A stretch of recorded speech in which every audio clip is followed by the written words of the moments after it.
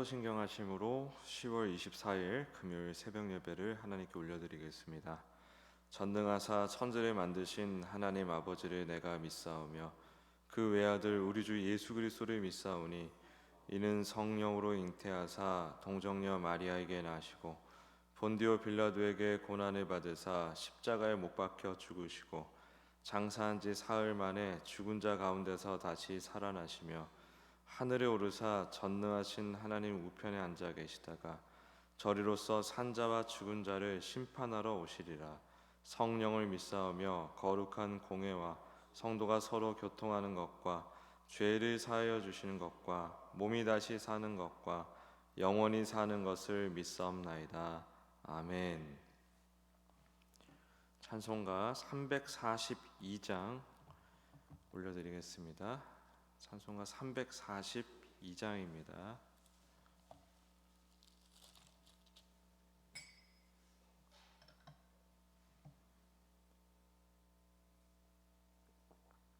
네, 342장. 너 시험을 당해 죄 짓지 말고 너 용기를 다해 곧 물리치라. 너 시험을 이겨 새 힘을 얻고 주 예수를 믿어 늘 승리하라. 우리 구주의 힘과 그의 위로를 빌라. 주님 내 편에 서서 항상 도우시리. 내 친구를 삼가 잘 선택하고 너행을 삼가 늘 조심하라. 너 열심을 다해 늘 충성하고 온 정성을 다해 주 봉사하라. 우리 구주의 힘과 그의 위로를 빌라. 주님 내 편에 서서 항상 도우시리. 잘 이기는 자는 상 받으리니 너 낙심치 말고 늘 전진하라. 내 구세주 예수 힘 주시리니 주 예수를 믿어 늘 승리하라. 우리 구주의 힘과 그의 위로를 빌라. 주님 내 편에 서서 항상 도우시리. 아멘. 우리 합심하여 기도하실 때 행축 전도를 위해서 기도하기 원합니다. 태신자와 차를 마시며 간격을 좁히는 주간인데 우리 계속 부단히 연락하고 또 만나고 교제하면서 태신자들이 우리 교회까지 잘 인도되길 원합니다. 그 모든 과정을 위해서 기도하기 원합니다. 또 돌아오는 주일에 전도와 영적 전쟁이라는 제목으로 김명서 목사님이 말씀을 증거해 주실 것입니다. 우리 교회가 큰 도전을 받고 용기와 지혜를 힘입어 계속해서 전도로 나아갈 수 있도록 축복해 달라고 기도하기 원합니다. 또 성찬이 있습니다. 주일에 있을 성찬을 통해 예수님을 깊이 생각하고 만나는 은혜를 누리도록. 또 중고등부 행축이 있습니다. 행축 초청주일이 있습니다. 지금 아이들이 열심히 기도하면서 또 전략 회의하면서 전하고 있는데 놀라운 또 성취를 누리는 은혜의 시간 되게 해달라고. 우리 주여 한번 부르짖고 기도로 나아가겠습니다. 주여, 주님 감사합니다. 우리 반석교회 행축 모든 과정 가운데 함께해 주셔서 주님 무엇보다 새신자의 마음을 열어주십시오. 우리도 용기와 지혜를 주십시오. 관계가 상할까 걱정되는 마음이 앞섭니다. 주님, 이런 시대에 교회로 나오라는 것이 과연 괜찮을까 싶은 마음도 있습니다. 그러나 주님, 우리가 계속 부단하게 기도하고 생각하고 또 주님께서 주시는 용기와 지혜를 힘입어 나아갑니다. 은혜를 주시옵소서, 힘을 주시옵소서. 주님, 돌아온 주일에 있을 말씀을 통하여서도 주님, 우리가 큰 도전 받고 나아가게 하여 주시옵소서. 또한 성찬을 통해 예수님을 깊이 생각하고 깨닫는 은혜 허락하여 주시옵고, 중고등부 행축 총청주일이 있습니다. 주님, 아이들이 열심히 전도하고 있습니다. 한 번도 안 해봤던 일이고 또 기도하면서 도전하고 있으니 주여 은혜를 주시옵소서. 우리 이번 주일에 우리 윤호, 재현이, 또 현준이, 은성이 친구들, 우리가 생각했던 기도했던 그 대상들 다 교회로 나올 수 있도록 인도하시고 함께하여 주시옵소서. 아이들을 아버지 인도하여 주시옵소서. 하나님 감사합니다. 행축 모든 과정 가운데 함께하여 주셔서 우리 교회까지 태신자들이 잘 인도될 수 있도록, 또 우리 교회에서 예수님을 깊이 만나는 은혜를 허락하여 주시옵소서. 우리 교회가 아직 깨어나지 못한 자녀들을 깨우는 중요한 장소가 될 수 있도록 주님 역사하여 주시옵소서. 돌아오는 주일 말씀을 통해 큰 은혜 받고 또 성찬을 통해 예수님을 깊이 생각하기 원합니다. 또한 중고등부 행축 가운데서도 함께해 주셔서 아이들이 작정하고 기도하고 초청하고 하는 그 모든 과정 함께해 주셔서 우리 주일에 아이들이 작정한 그 친구들 많이 만날 수 있도록 도와주시옵소서. 감사드리며 예수님의 이름으로 기도드립니다. 아멘. 오늘 나눌 말씀 창세기 21장 22절에서 30절까지의 말씀입니다. 창세기 21장 22절에서 30절까지의 말씀입니다. 네, 같이 읽도록 하겠습니다. 시작.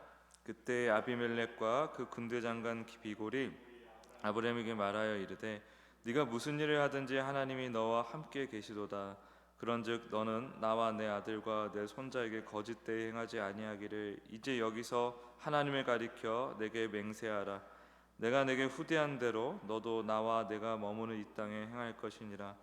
아브라함이 이르되 내가 맹세하리라 하고 아비멜렉의 종들이 아브라함의 우물을 빼앗은 일에 관하여 아브라함이 아비멜렉을 책망하매 아비멜렉이 이르되 누가 그리하였는지 내가 알지 못하노라.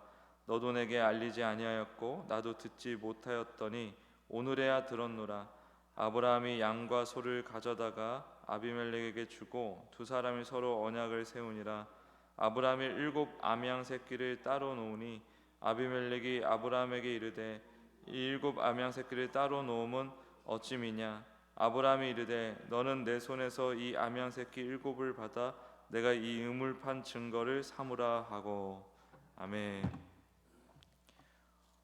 오늘 이 말씀을 본문으로 세상이 인정하는 교회, 세상이 인정하는 교회라는 제목으로 말씀 증거하겠습니다. 아비멜렉은 이방인입니다. 이방의 왕인 아비멜렉이 그랄 땅의 왕이죠. 그랄 땅의 왕인데 이 이방 왕인 아비멜렉이 아브라함에게 이렇게 얘기하죠. 당신이 무슨 일을 하든 하나님이 당신과 함께 계십니다. 굉장히 놀라운 고백입니다. 어떻게 이런 일이 가능했을까? 그는 아브라함의 삶에서 하나님의 임재를 본 것입니다. 아브라함이 말을 잘해서가 아니라 그의 삶이 어느덧 메시지가 된 것이죠. 아브라함이 붙잡아 놓고 설교는 안 했을 거예요. 그러나 아비멜렉이 가만히 보니 이 양반이야말로 하나님이 함께 하시는 사람이다라는 마음이 딱 들었던 것이죠. 특히 아비멜렉은 경험이 있지 않습니까? 어떤 경험이냐면 아비멜렉에게 뒤통수를 맞은 경험이 있어요. 속았잖아요. 나라와 온 집안이 망할 뻔했죠. 그것 때문에. 그것도 아브라함의 잘못 때문에 망할 뻔했습니다. 거짓말 때문에. 온 집안의 태가 끊겨버렸어요.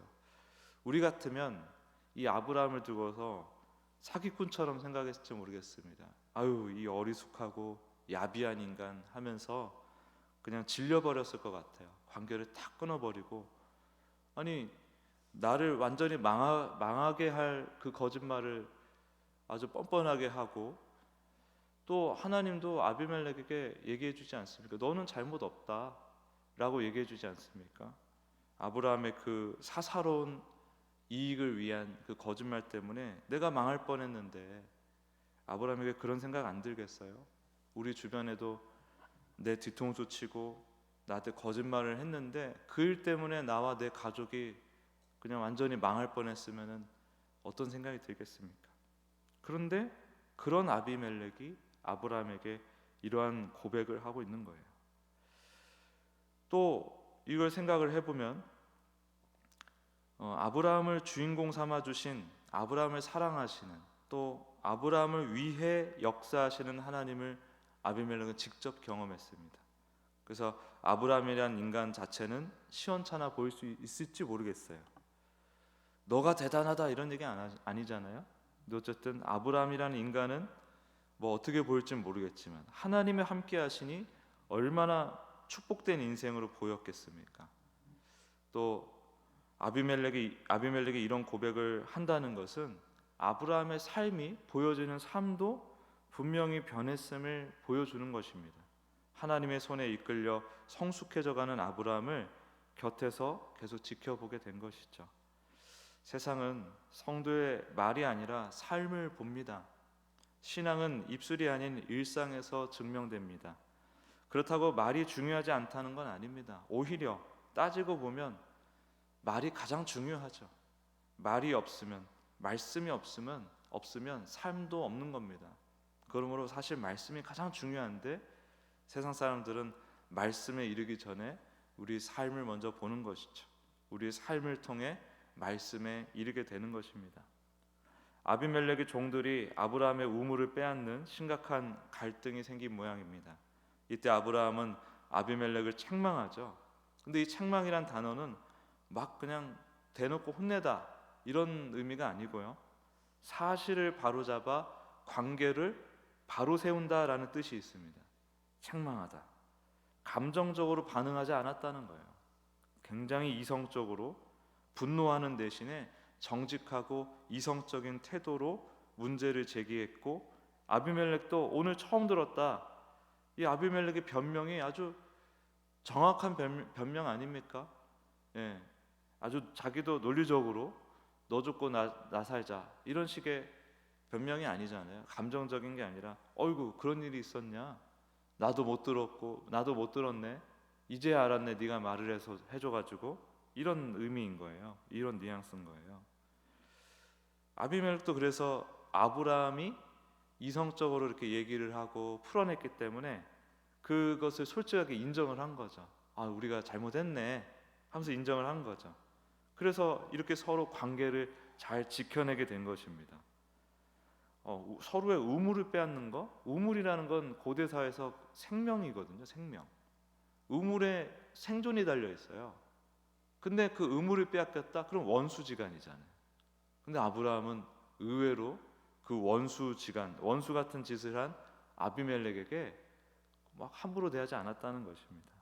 갈등 상황 속에서, 굉장히 심각한 갈등 상황 속에서 무척 성숙한 대처 방법을 보여주는 것이죠. 신앙이 깊어진다는 것은 자연스럽게 이웃과의 건강한 관계로 나아가게 되어 있습니다. 생각이 깊어지고 말이 성숙해지는 거예요. 자신의 감정을 어느 정도 컨트롤하게 되는 것이고, 그 감정 자체를 죽이라는 말이 아니죠. 화가 나면 화를 내야 되는 것이고, 짜증이 나면 짜증이 날 수밖에 없는 것인데, 그럼에도 불구하고 이성적으로 논리적으로 굳이 갈등 상황을 만들지 않고서 평화롭게 해결할 방법이 있다면 그 방법을 취해야 된다는 것입니다. 일방적으로 화내지 말라 이렇게 받아들이면 안 돼요. 화를 내야 할 땐 화를 내야 합니다. 예수님도 성전 정화할 때 그 화를 내셨지 않습니까? 바울도 아테네 그 언덕에 있는 신전들, 우상들을 보고서 얼마나 분노를 했습니까? 이런 거룩한 분노가 있습니다. 그런데 화를 내야 될 상황인지 아닌지는 잘 판단해야 되겠죠. 그리고 굳이 화까지 낼 상황이 아니라고 하면 거기서부터 또 진솔하고 지혜로운 대화를 통해 갈등을 풀어내는 실력이 필요하죠. 우리 크리스천에겐 다 이 실력이 필요합니다. 화를 낼 상황이 아닌데 대화하다 보면 화를 내고 있어요. 그런 대화가 너무 많습니다. 별것도 아닌 거 가지고 멱살 잡고 있고 서로 비난하고 있고 뒤에서 힐난하고 있고. 아브라함은 정직하게 문제를 제기한 뒤에 여기서 멈추지 않고 언약을 맺습니다. 그는 7마리 새끼 암양을 따로 세우며 말합니다. 이거 받아라. 이것이 내가 우물 판 증거다. 사실 아브라함은 우물을 빼앗긴 피해자죠.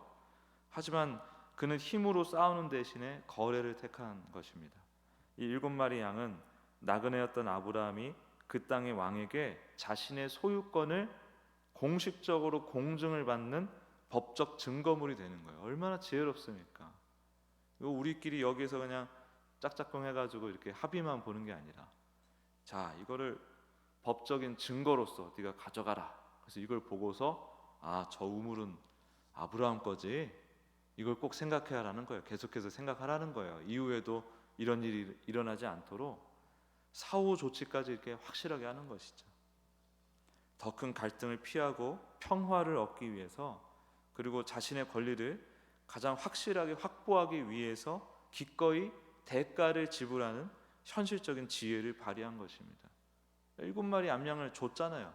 어떤 대가가 없이 그냥 준 거지 않습니까? 이게 훨씬 낫다 이거죠. 평화를 위해서, 화평을 위해서 이 정도 대가 아무것도 아니라는 거죠. 그런 지혜를 발휘했다는 것입니다. 사사로운 것에 얽매이지 아니하고. 아비멜렉 왕이 망할 때는 엄청 사사로웠는데 이때만 하더라도 굉장히 성숙한 모습을 보여주는 것입니다. 여기 이 우물이 이제 부엘세바라는 지명이 되었죠. 맹세의 우물이란 뜻입니다. 성숙한 믿음은 이처럼 현실을 그냥 이렇게 왜곡하거나 축소시키거나 외면하지 않습니다. 지혜롭게 대처하게 되는 것이죠. 대가를 치르면서 책임을 지는 구체적인 행동으로 나아가게 되는 것, 이게 성숙한 믿음에서 비롯되는 모습이라는 것입니다. 아비멜렉은 아브라함에게서 하나님을 보았습니다. 오늘 세상은 우리를 보면서 무엇을 보고 있습니까? 무엇을 말합니까? 세상은 교회의 감성적인 구호가 아니라 현실 속의 삶을 봅니다.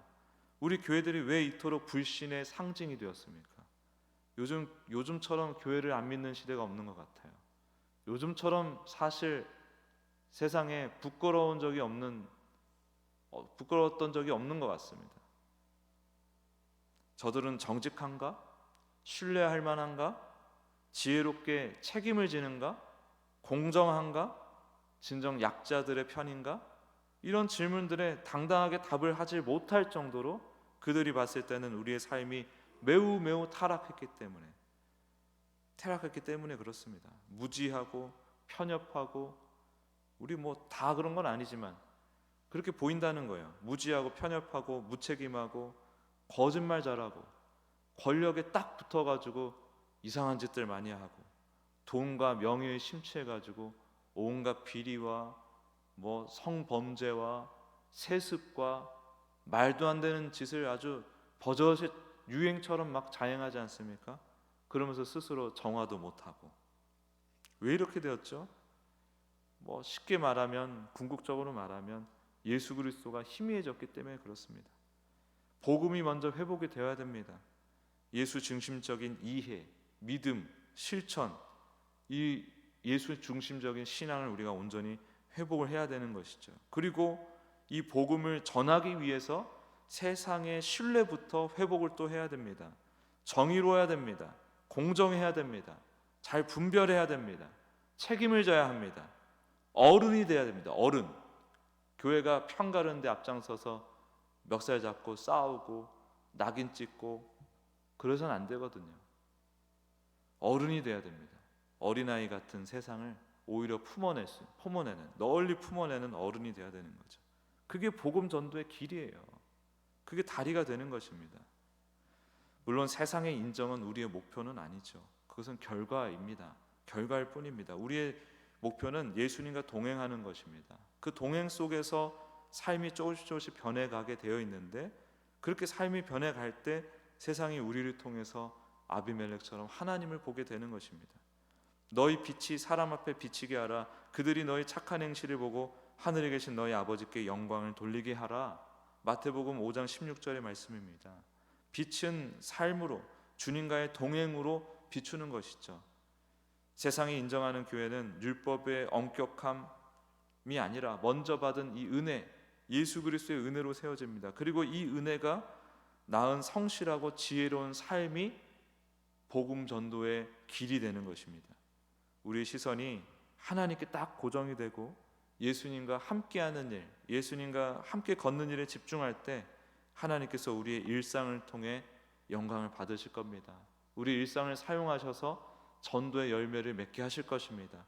우리의 삶의 모든 자리가 이 은혜의 빛으로 가득하기를 예수 그리스도의 이름으로 축복합니다. 기도하겠습니다. 하나님, 주님께 인정받는 교회는 필연적으로 세상의 인정을 받을 수밖에 없다는 것을 우리가 생각합니다. 예수님을 깊이 생각하고 우리가 무엇을 놓치고 있는지를 항상 돌아보면서 예수 중심적인 신앙을 계속해서 붙들며 나가는 우리가 될 수 있도록 도와주시옵고, 우리의 삶과 일상에서 정의가 회복되고 상식이 회복되고 그 모든 기본적으로 갖춰야 될 크리스천의 덕목들이 갖춰져 나갈 때 우리가 전도의 풍성한 열매를 얻게 될 줄 믿습니다. 주님의 은혜를 부어 주시옵소서. 감사드리며 예수님의 이름으로 기도드립니다. 아멘.